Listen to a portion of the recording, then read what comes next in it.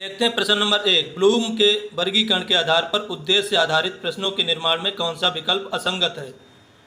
तो विकल्प ए होता है मूल्यांकन, विकल्प बी है विश्लेषण, विकल्प सी है अनुप्रयोग, विकल्प डी है आत्मानुभूति। तो सही आंसर हमारा हो जाता है विकल्प डी आत्मानुभूति। प्रश्न नंबर 2। एक 5 वर्ष के बालक का चिंतन निम्न में से किस प्रकार का होता है?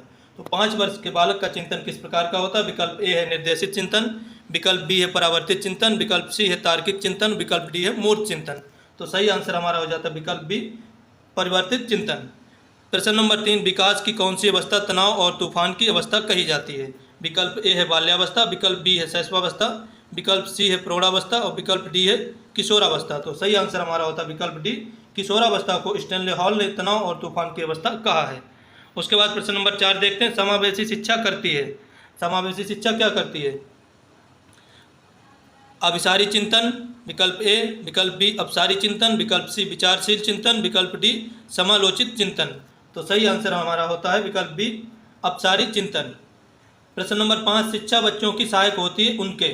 विकल्प ए केवल मानसिक विकास में, विकल्प बी शारीरिक विकास में, विकल्प सी सर्वांगीण विकास में, विकल्प डी केवल चरित्र विकास में। तो सही आंसर होता है विकल्प सी सर्वांगीण विकास में सहायक होती शिक्षा। अब देखते हैं प्रश्न नंबर 6। उपचारात्मक विधि का प्रयोग जिनके लिए किया जाता वे हैं। उपचारात्मक विधि का प्रयोग किनके लिए किया जाता? तो विकल्प ए है समस्यात्मक बच्चे, विकल्प बी सामान्य बच्चे, विकल्प सी प्रतिभाशाली बच्चे और विकल्प डी सामान्य तथा समस्यात्मक बच्चे। तो हमारा सही आंसर होता है विकल्प ए जो उपचारात्मक विधि का प्रयोग किया जाता है समस्यात्मक बच्चों के लिए। प्रश्न नंबर 7 देखते हैं। थॉर्नडाइक का कौन सा नियम सीखने में पुरस्कार और दंड के महत्व को बताता है? विकल्प ए है प्रभाव का नियम, विकल्प बी है तत्परता का नियम, विकल्प सी है अभ्यास का नियम और विकल्प डी है उपरोक्त सभी। जो थॉर्नडाइक का नियम है पुरस्कार और दंड को बताता है वो है प्रभाव का नियम। थॉर्नडाइक ने सीखने के 3 मुख्य नियम दिए हैं और 5 गौण नियम दिए हैं। मुख्य नियम की बात करते हैं तत्परता का नियम, अभ्यास का नियम और प्रभाव का नियम। और प्रभाव का नियम जो बताता है पुरस्कार और दंड के महत्व को। प्रश्न नंबर 8 देखते हैं। किस प्रकार के विकास से एकाग्रता और सृजनात्मकता का संबंध है? विकल्प ए नैतिक विकास, विकल्प बी सामाजिक विकास, विकल्प सी संवेगात्मक विकास, विकल्प डी बौद्धिक विकास। तो हमारा सही आंसर हो जाता है विकल्प सी संवेगात्मक विकास से एकाग्रता और सृजनात्मकता का संबंध है। प्रश्न नंबर 9 देखते हैं। संवेगात्मक क्रांति किस अवस्था से जुड़ी हुई है? संवेगात्मक क्रांति किस अवस्था से जुड़ी? विकल्प ए है किशोरावस्था, विकल्प बी है शैशवावस्था, विकल्प सी है प्रौढ़ावस्था और विकल्प डी होता है बाल्यावस्था। तो हमारा सही आंसर है विकल्प ए किशोरावस्था से जुड़ी हुई है संवेगात्मक क्रांति। प्रश्न नंबर 10 देखते हैं। व्यक्तित्व विभिन्नताओं का क्षेत्र है, व्यक्तिगत विभिन्नताओं का क्षेत्र है। ए विकल्प शारीरिक रचना, बी विकल्प लिंग भेद, सी विकल्प मानसिक योग्यताएं और डी विकल्प है ये सभी। तो इसमें सही आंसर हमारा होता है ये सभी। जो व्यक्तिगत विभिन्नताएं हैं वो शारीरिक रचना, लिंग भेद और मानसिक योग्यताएं सबसे जुड़ी हुई है। शारीरिक रचना से भी व्यक्तिगत विभिन्नता आ सकती है, लिंग भेद से भी व्यक्तिगत विभिन्नता होती है और मानसिक योग्यता से भी व्यक्तिगत विभिन्नता होती है। अब देखते हैं प्रश्न नंबर 11। प्रश्न नंबर 11 देखते हैं। मानव आवश्यकताओं का पदानुक्रम सिद्धांत किसने दिया? मानव आवश्यकताओं का पदानुक्रम सिद्धांत किसने दिया? विकल्प ए है मास्लो, विकल्प बी थॉर्नडाइक, विकल्प सी कॉफका, विकल्प डी गिलफोर्ड। तो हमारा सही आंसर हो जाता है विकल्प ए मास्लो ने पदानुक्रम का सिद्धांत दिया है। प्रश्न नंबर 12। जब बालक सीखने के लिए तैयार होता है तब वह जल्दी व प्रभावशाली तरीके से सीखता है, यह सिद्धांत प्रतिपादित किया गया है किसके द्वारा? यानी कि प्रभावशाली तरीके से सीखता है जब बालक सीखने के लिए तैयार होता है। जब जहाँ पे तैयारी की बात आती है वहाँ पे तत्परता का सिद्धांत होता है। जब बालक सीखने के लिए तत्पर होगा तो वो प्रभावशाली तरीके से सीखेगा। और जो सीखने के सिद्धांत 3 दिए हैं मुख्य थॉर्नडाइक ने और 5 थॉर्नडाइक ने गौण सिद्धांत दिए हैं।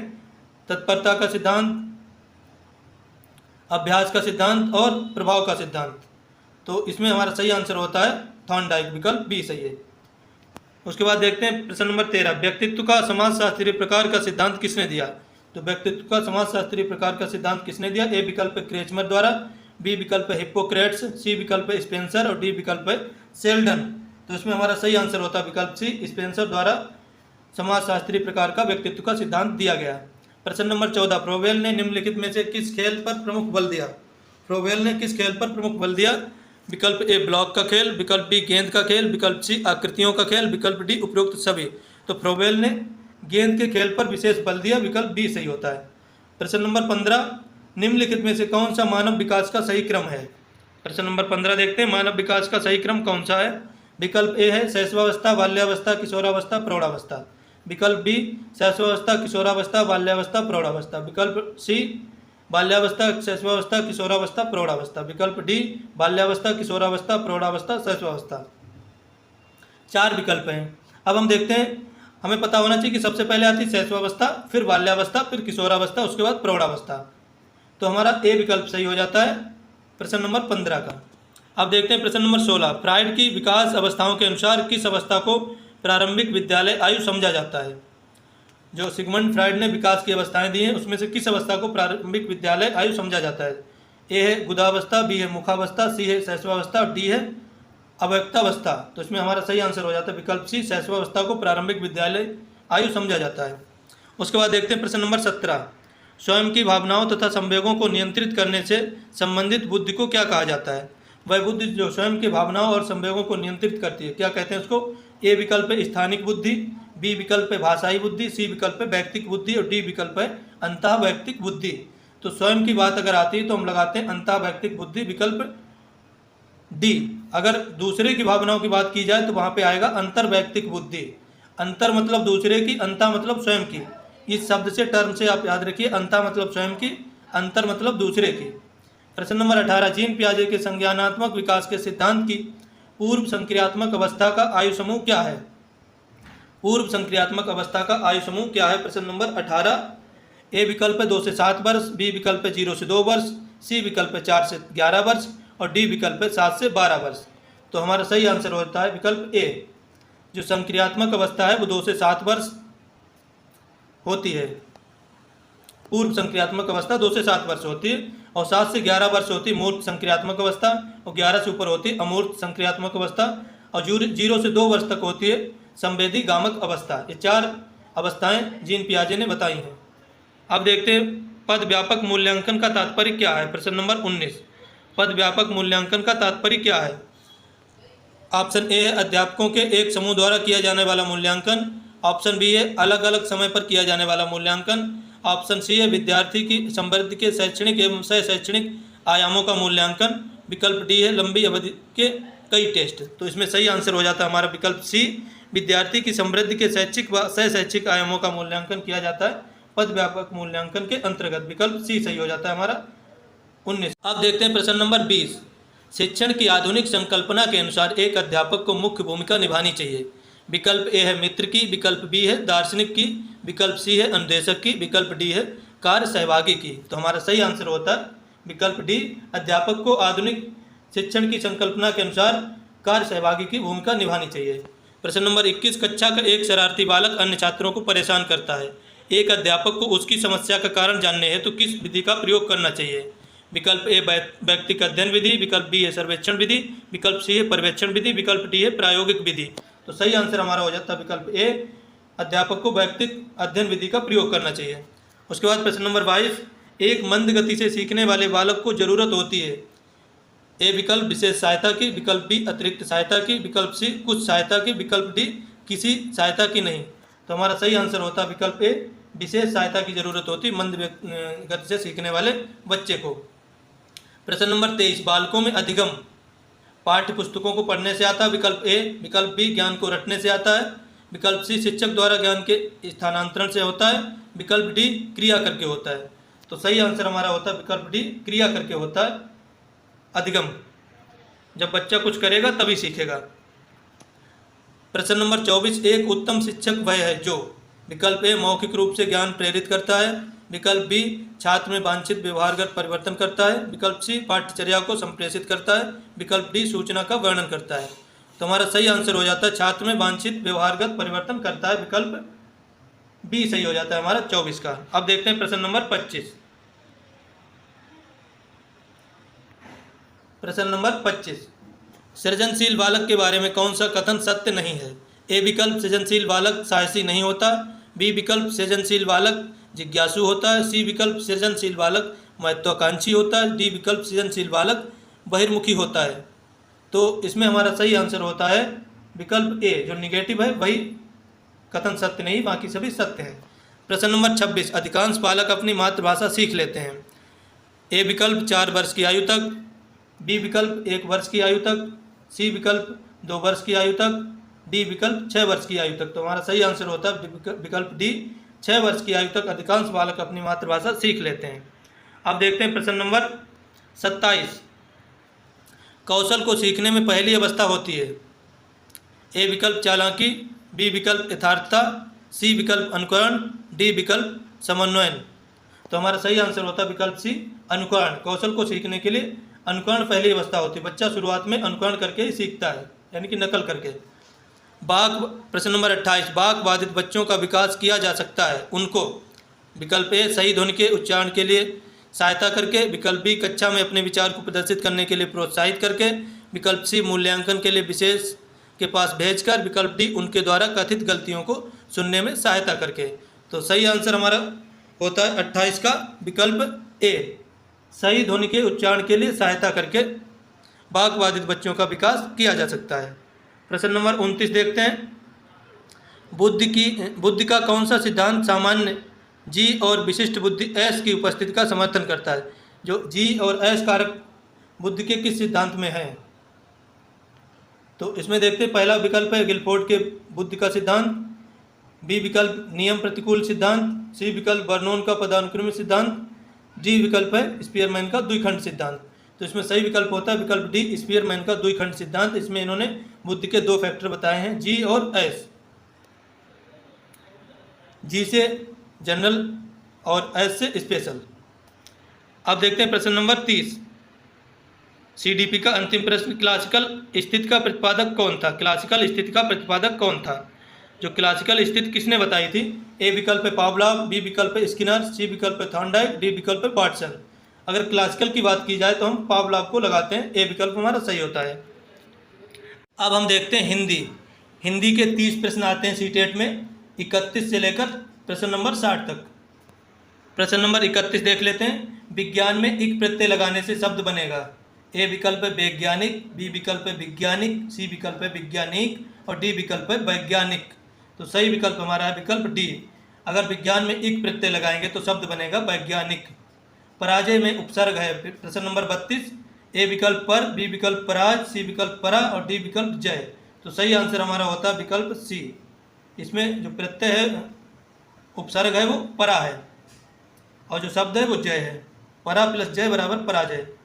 33 नंबर प्रश्न। सच्चिदानंद हीरानंद बादशाहन का उपनाम है। विकल्प ए निराला, विकल्प बी गुलेरी, विकल्प सी अज्ञेय, विकल्प डी हरिऔध। तो हमारा सही आंसर होता है विकल्प सी, इनका उपनाम है अज्ञेय। पूरा नाम डॉक्टर सच्चिदानंद हीरानंद बादशाहन अज्ञेय। प्रश्न नंबर 34। बिहारी के प्रसिद्ध हैं। बिहारी क्या प्रसिद्ध हैं। ए विकल्प सवैया, बी विकल्प दोहा, सी विकल्प पद और डी विकल्प कवित्व। तो बिहारी के दोहे प्रसिद्ध हैं, विकल्प बी सही होता है। बिहारी सतसई लिखी है, उसमें 713 दोहे हैं। इनकी एकमात्र कृति जिनसे इनको साहित्य में विशेष उपलब्धि मिली है। प्रश्न नंबर 35। सूरदास के सूर सागर की भाषा है। सूरदास ने जो सूर सागर लिखा उसकी भाषा क्या है। ए विकल्प ब्रज, बी विकल्प अवधी, सी विकल्प खड़ी बोली, डी विकल्प राजस्थानी। तो सूर सागर की भाषा है वो भाषा है ब्रज। विकल्प ए सही हो जाता है। उसके बाद 36 नंबर प्रश्न। पुनर्जन्म में संधि विच्छेद है। पुन प्लस जन्म ए विकल्प, बी विकल्प पुनर प्लस जन्म, सी विकल्प पुनः प्लस जन्म, डी विकल्प पुनः प्लस आजन्म। तो हमारा सही आंसर होता है विकल्प सी, पुनः प्लस जन्म। यहाँ पे विसर्ग संधि है, पुनः प्लस जन्म बराबर पुनर्जन्म, विसर्ग का रा बन जाता है। अब देखते हैं प्रश्न नंबर 37। निम्नलिखित में शुद्ध शब्द है। शुद्ध शब्द कौन सा है। आशीर्वाद ए विकल्प, दूसरा विकल्प आशीर्वाद, विकल्प सी आशीर्वाद, विकल्प डी आशीर्वाद। तो हमारा सही आंसर होता है विकल्प डी, ये सही शब्द है, बाकी तीनों ऊपर के गलत हैं। इसके बाद प्रश्न नंबर 38 से 42 तक हमें एक काव्यांश को पढ़कर आंसर देने हैं। काव्यांश कुछ इस प्रकार है कि जीवन के इस मोड़ पर कुछ भी कहा जाता नहीं, अधरों की ड्योढ़ी पर शब्दों के पहरे हैं, हंसने को हंसते हैं, जीतने को जीते हैं, साधन सुमितों में ज़्यादा ही रीते हैं, बाहर से हरे भरे भीतर घाव मगर गहरे, सबके लिए गूंगे हैं अपने लिए बहरे हैं। अब इस प्रकार से ये हमें काव्यांश दिया गया है, इसको हमने पढ़ लिया है। अब देखते हैं प्रश्न नंबर 38। कुछ भी कहा जाता नहीं, ऐसा क्यों है। कुछ भी कहा जाता नहीं, ऐसा क्यों है। तो इसमें हमारा सही आंसर होता है विकल्प बी। विकल्प बी में क्या लिखा है, बंधन और बेबसी के कारण कुछ भी कहा नहीं जाता है। अगला प्रश्न देखते हैं। अब देखते हैं प्रश्न नंबर 39। कविता की पंक्तियों में मुख्यतः बात कही गई है। क्या बात कही गई है? ए विकल्प कुछ भी ना कह पाने की व्यवस्था की, बी विकल्प घावों के हरे भरे होने की, सी विकल्प गूंगा बहरा होने की, डी विकल्प साधन सुविधाओं की। तो सही आंसर हो जाता है विकल्प ए, कुछ भी ना कह पाने की व्यवस्था की बात की गई है कविता में। प्रश्न नंबर 40। रीते शब्द से भाव है। रीते का मतलब क्या होता है? ए विकल्प अपनेपन का, बी विकल्प परायपन का, सी विकल्प खालीपन का, डी विकल्प खोखलेपन का। तो रीते का मतलब होता है खालीपन, विकल्प सी सही होता है हमारा। ड्योढ़ी का अर्थ है ए विकल्प घर, बी विकल्प डेहरी, सी विकल्प दरवाजा, डी विकल्प चौखट। तो हमारा 41 का सही आंसर होता है विकल्प डी। ड्योढ़ी का मतलब होता है देहरी, जो दरवाजे के बीच का स्थान। भीतर के घाव के से तात्पर्य, भीतर के घाव से तात्पर्य क्या है? ए विकल्प शारीरिक क्षति, बी विकल्प घर के भीतर की अशांति, सी विकल्प घर की पीड़ा और डी विकल्प अंदरूनी चोट। तो हमारा सही आंसर हो जाता है विकल्प डी, अंदरूनी चोट। अब देखते हैं 43 नंबर प्रश्न। बच्चों के भाषाई विकास में समाज की महत्वपूर्ण भूमिका होती है। यह कथन किसका है? बच्चों के भाषाई विकास में समाज की महत्वपूर्ण भूमिका होती है, यह कथन किसका है? विकल्प ए है पियाजे, विकल्प बी स्किनर, विकल्प सी चोम्स्की, विकल्प डी वाइगोस्की। अगर भाषा की बात आती है तो विकल्प डी हमारा सही होता है, वाइगोस्की का यह कथन है, बच्चों के भाषाई विकास में समाज की महत्वपूर्ण भूमिका है। भाषा का अस्तित्व का एवं विकास ... के बाहर नहीं हो सकता। परिवार, ए विकल्प, बी साहित्य, सी विकल्प समाज, डी विकल्प विद्यालय। तो 44 का हमारा सही आंसर होता है विकल्प सी, भाषा का अस्तित्व एवं विकास समाज के बाहर नहीं हो सकता। 45 नंबर प्रश्न। रमेश 7वीं कक्षा में पढ़ता है। वह सामान्य बातचीत में ठीक है लेकिन पढ़ते समय बार बार अटकता है। ये संभवतः ... ग्रस्त है। किससे ग्रस्त है? पढ़ने में अटकता है। अगर पठन विकार की बात हम करें तो डिस्लेक्सिया होता है। तो हमारा सही आंसर हो जाता है विकल्प सी, अगर पढ़ने में अटकता है तो वो डिस्लेक्सिया से ग्रसित है। गणित में अटकता है तो डिस्कैलकुलिया हो जाता है। अब देखते हैं प्रश्न नंबर 46।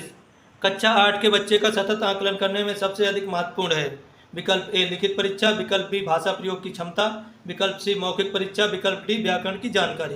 तो इसमें हमारा सही आंसर होता है विकल्प बी, भाषा प्रयोग की क्षमता। उसके बाद प्रश्न नंबर 47। भाषा सीखने का उद्देश्य क्या है? इसमें सबसे अच्छा उत्तर है उसको हमें चुनना है। भाषा सीखने का उद्देश्य क्या है? ए विकल्प प्रत्येक स्थिति में भाषा का प्रयोग कर पाना, बी विकल्प आदेश निर्देश दे पाना व सुन पाना, सी विकल्प दूसरे की बात को सुन पाना, डी विकल्प अपने मन की बात कह पाना। भाषा सीखने का उद्देश्य की बात की गई है, तो हमारा सही आंसर हो जाता है विकल्प ए, प्रत्येक स्थिति में भाषा का प्रयोग कर पाना। विकल्प ए सही है। उसके बाद प्रश्न नंबर 48। बालक के नैतिक विकास से संबंधित है। ए विकल्प जीन पियाजे, बी विकल्प कोलबर्ग, सी विकल्प वाइगोस्की, डी विकल्प इनमें से कोई नहीं। तो हमारा सही आंसर हो जाता है विकल्प बी, नैतिक विकास की बात आती है तो कोलबर्ग को हम लगाते हैं। विकल्प बी सही है। 49 नंबर प्रश्न। बच्चों के स्कूल की भाषा और घर पड़ोस की भाषा में होना चाहिए, क्या होना चाहिए? ए विकल्प जुड़ाव, बी विकल्प समरूपता, सी विकल्प समरसता और डी विकल्प अलगाव। तो इसमें हमारा सही आंसर हो जाता है विकल्प बी, जो बच्चे की घर की और स्कूल की भाषा में समरूपता होनी चाहिए। अब देखते हैं प्रश्न नंबर 50। भाषा की पाठ्यपुस्तक में एक पाठ एकांकी के रूप में है। आप ए विकल्प एकांकी में आए पात्रों से के संवाद याद कराएंगे, बी विकल्प विद्यार्थियों से एकांकी पढ़वाने के बाद उसका मंचन करवाएंगी, सी विकल्प एकांकी के मुख्य संवाद लिखवाएंगी, डी विकल्प हाव भाव के साथ एकांकी पढ़कर सुनाएंगी या सुनाएंगे। तो इसमें हमारा सही आंसर हो जाता है विकल्प बी, शिक्षार्थियों से एकांकी पढ़वाने के बाद उसका मंचन करवाएंगे तो विद्यार्थियों को ठीक से वो चीज़ समझ आ जाएगी। प्रश्न नंबर 51। उच्च प्राथमिक स्तर पर हिंदी भाषा शिक्षण का सर्वाधिक संबंध है।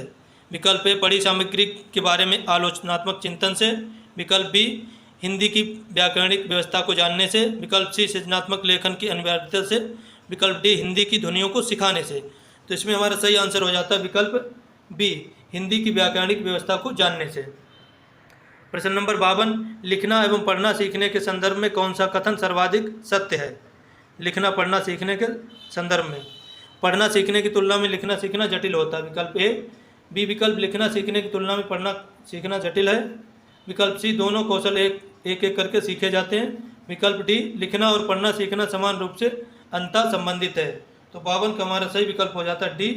लिखना और पढ़ना सीखना समान रूप से अंतः संबंधित है, कोई भी किसी से कठिन नहीं है, दोनों एक दूसरे के पूरक हैं। उसके बाद प्रश्न नंबर 53, गद्य पद्य और नाटक हमारी डॉट डॉट संवेदना को धार प्रदान करने के साथ साथ हमारे जीवन के पहलू को समृद्ध करते हैं। ए विकल्प भाषिक और सौंदर्यात्मक, बी विकल्प भाषिक और ज्ञानात्मक, सी विकल्प सांस्कृतिक और साहित्यिक, डी विकल्प सांस्कृतिक और भौतिक। तो 53 का हमारा सही आंसर हो जाता है विकल्प सी, सांस्कृतिक और साहित्यिक।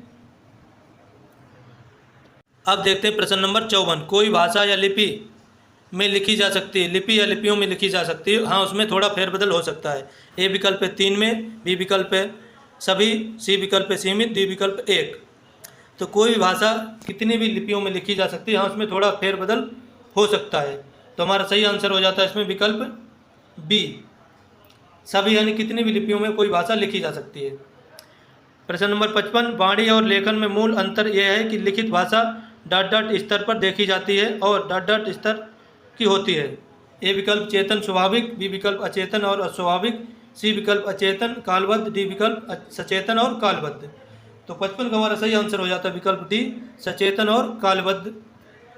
अब देखते हैं प्रश्न नंबर 56, भाषा अर्जित करने की स्थिति में बच्चे ए विकल्प भाषिक नियमों की स्वाभाविक रूप में रहते हैं, बी विकल्प कभी कोई त्रुटि नहीं करते हैं, सी विकल्प अधिकतर त्रुटियां ही करते हैं, डी विकल्प भाषिक नियमों को स्वाभाविक रूप से ग्रहण करते हैं। तो 56 का हमारा सही आंसर हो जाता है विकल्प डी, भाषिक नियमों को स्वाभाविक रूप से ग्रहण करते हैं भाषा अर्जन करने की स्थिति में बच्चे। 27 नंबर, तेंदुलकर ने 1 ओवर में 5 छक्के लगाए, वाक्य में उद्देश्य है। ए विकल्प छक्के, बी विकल्प तेंदुलकर, सी विकल्प ओवर, डी विकल्प 5। तो इसमें हमारा सही आंसर हो जाता है बी विकल्प तेंदुलकर। उद्देश्य क्या है? तेंदुलकर, उद्देश्य का मतलब कर्ता। वाक्य के 2 भाग होते हैं, उद्देश्य और विधेय। कर्ता को छोड़कर बाकी पूरा भाग होता है विधेय, कर्ता होता है उद्देश्य। प्रश्न नंबर 28, विराम चिन्ह ऊपर बिंदी उसके नीचे कामा का नाम क्या है? ए विकल्प अर्धविराम, बी विकल्प विराम, सी विकल्प अल्पविराम, डी विकल्प हंसपद।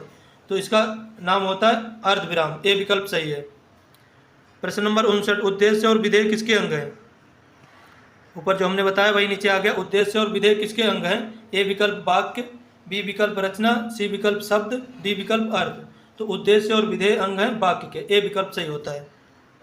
वृक्ष छाया का संधि विच्छेद क्या होगा? 60 नंबर प्रश्न, वृक्षा प्लस छाया, वृक्ष प्लस छाया, वृक्ष प्लस छाया और वृक्ष प्लस छाया। तो इसमें हमारा सही आंसर हो जाता है विकल्प डी, डी वाला हमारा सही हो जाता है। इसमें सही है विकल्प डी, वृक्ष प्लस छाया। इसमें श्लोक दिया गया है, संस्कृत के प्रश्न रहने वाले हैं। प्रश्न नंबर 61 से लेकर 90 तक, 61 से 66 तक हमको एक श्लोक को पढ़कर उसके आंसर देने हैं। तो श्लोक को देख लेते हैं। एषाम न विद्या न तपो न दानम ज्ञानम न शीलम न गुणो न धर्म ते मृत्युलोके भुविभार भूता मनुष्य रूपेण मृगाश्चरन्ति। प्रश्न नंबर 61 देख लेते हैं। ते मनुष्या भूमो भार संति, ते मनुष्य भूमो भारः सन्ति। भूमि पर भार कौन से मनुष्य हैं? तो विकल्प ए सही होता है, ये विद्याहीना मनुष्य भूमो भारः सन्ति। 62 नंबर प्रश्न देखते हैं। अस्मिन् श्लोके भुव इति पदस्य विशेषण पदम अस्ति। भुवि पद का विशेषण पद क्या है? तो इसका विशेषण पद है मृत्युलोके, विकल्प बी सही होता है। प्रश्न नंबर 63, मृगाश्चरन्ति इति पदस्य संधि विच्छेदा अस्ति। मृगाश्चरन्ति इस पद का संधि विच्छेद क्या है? तो इसमें हमारा सही आंसर हो जाता है, पहला है मृगा चरन्ति, दूसरा है मृगाश्चरन्ति, तीसरा है मृगा प्लस चरन्ति, चौथा है मृगा प्लस चरन्ति। तो इसमें 2 विकल्प एक जैसे हैं, विकल्प ए और सी, तो ये दोनों सही हो जाएंगे। मृगा प्लस चरन्ति, यहाँ पे विसर्ग संधि होती है और मृगा चरन्ति बाद में बन जाता है, जो विसर्ग है वो सा में बदल जाता है। अगला प्रश्न देखते हैं। एषाम इति पदस्य विभक्ति अस्ति। प्रश्न नंबर 64, एसाम इति पदस्य विभक्ति अस्ति। एसाम पद में कौन सी विभक्ति है? ए विकल्प है षष्ठी, बी विकल्प तृतीया, सी विकल्प प्रथमा और डी विकल्प सप्तमी। तो जो एसाम पद है इसमें विभक्ति है षष्ठी, तो हमारा सही आंसर होता है विकल्प ए। भूत इति पदे प्रत्यया सन्ति। भूत पद में कौन सा प्रत्यय है? ए विकल्प कत, बी विकल्प लिखा है प्रत्यय, सी विकल्प कतवतु और डी विकल्प कत।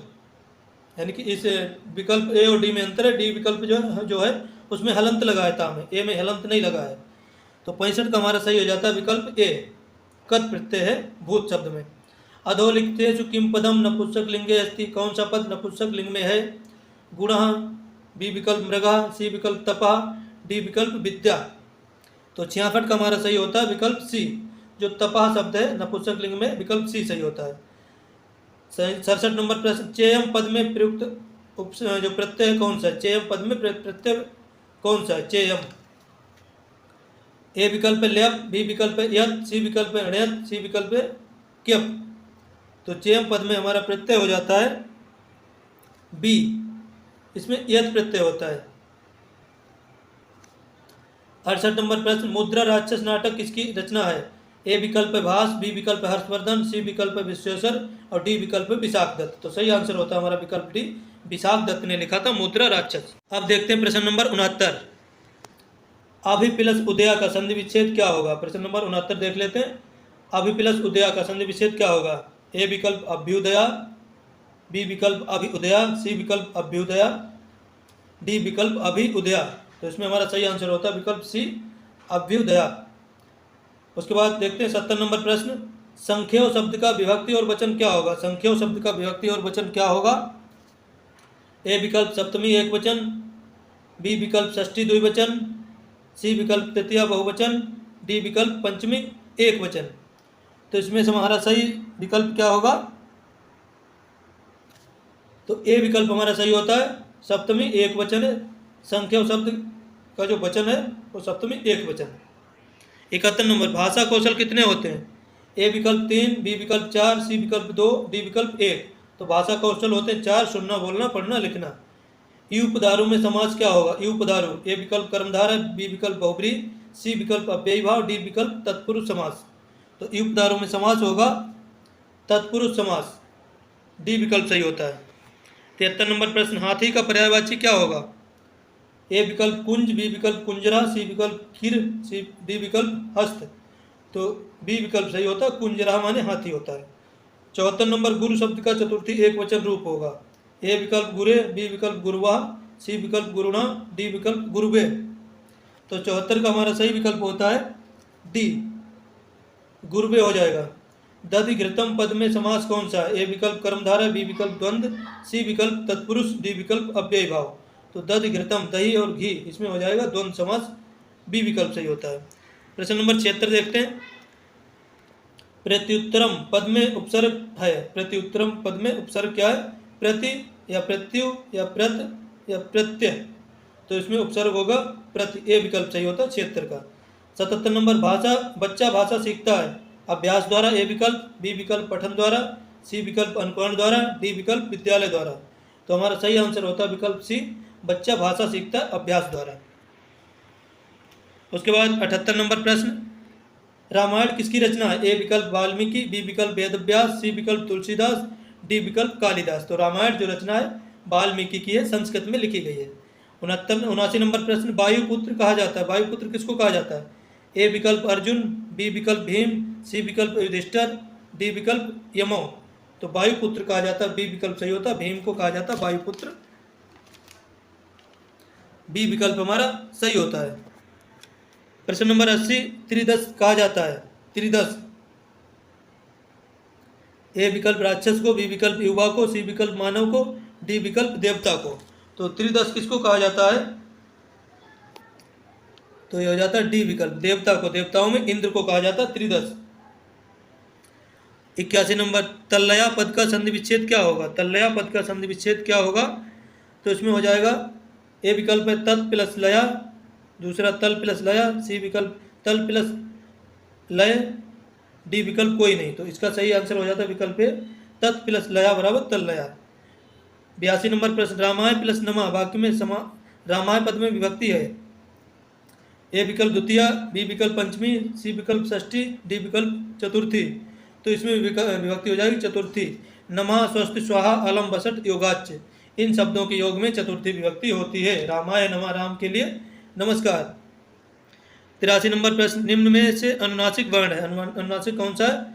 पहला छा, दूसरा शा, फिर उसके बाद वहाँ, फिर चा।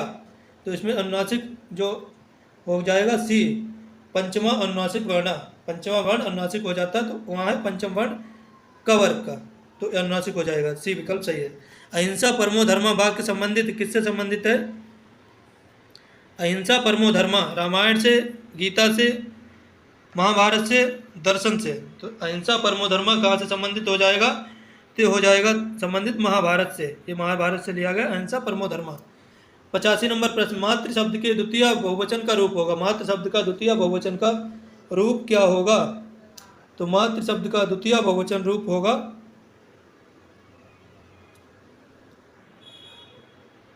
विकल्प ए सही है, मातृ। कौन सा सही है? तो विकल्प ए सही है। 86 नंबर प्रश्न, अस्मत् शब्द का षष्ठी बहुवचन रूप होगा। अस्मत् शब्द का षष्ठी बहुवचन रूप होगा नौ, असमान, नह या नह। तो 86 का हमारा सही होता है डी, इसमें हो जाएगा नह। अब देखते हैं प्रश्न नंबर 87, भवितुम शब्द में प्रत्यय है। भवितुम शब्द में कौन सा प्रत्यय है? ए विकल्प तुम, बी विकल्प अण, सी विकल्प तुमुन और डी विकल्प बतु। तो भवितुम में हो जाएगा तुमुन प्रत्यय, सी विकल्प सही है। 88 नंबर प्रश्न देख लेते हैं, भू धातु लंग लकार मध्यम पुरुष का रूप होगा। भू धातु लंग लकार मध्यम पुरुष का रूप क्या होगा? ए विकल्प अववत, बी विकल्प अववत, सी विकल्प अववन, डी विकल्प है अववतम। तो इसमें हमारा सही विकल्प हो जाता है बी, अववत। इसमें हलंत नहीं लगेगा। पहला ए विकल्प में क्या है कि हलंत लगा है, तो हलंत नहीं लगेगा। भू धातु लंग लकार भव का रूप हो जाएगा अववत। अब देखते हैं प्रश्न नंबर 89, दा धातु लट लकार प्रथम पुरुष बहुवचन का रूप होगा। दा धातु लट लकार प्रथम पुरुष बहुवचन का रूप होगा। ए विकल्प है ददंती, बी विकल्प है ददत, सी विकल्प है ददती, डी विकल्प है ददाती। तो इसका सही विकल्प हो जाता है ए, बहुवचन रूप होगा ददंती। ए विकल्प सही होता है। उसके बाद 90 नंबर प्रश्न, विद्याया अमृतम स्नुते वाक्य संबंधित है। किससे संबंधित है वाक्य? ये वाक्य हो जाता है हमारा ईशवास्यो उपनिषद से संबंधित। ईशवास्यो उपनिषद से संबंधित हो जाता है, तो हमारा सही विकल्प हो जाता है विकल्प ए। बाकी सभी विकल्प गलत हैं, ए विकल्प सही होता है।